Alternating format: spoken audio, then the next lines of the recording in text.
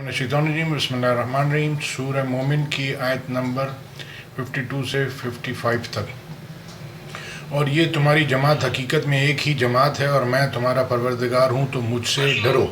तो फिर आपस में अपना काम को मुतफर्रिक करके जुदा जुदा कर दिया। तो जो चीज़ जिस फ़िरके के पास है वो इससे खुश हो रहा है, तो इनको एक मुद्दत तक गफलत में पड़े रहने दो।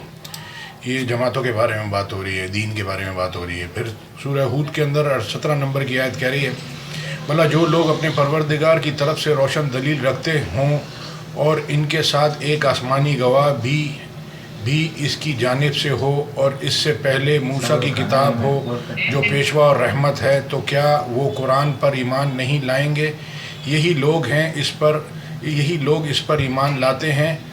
जो कोई और फ़िरक़ों में से इससे मुनकर हो तो इसका ठिकाना आग है।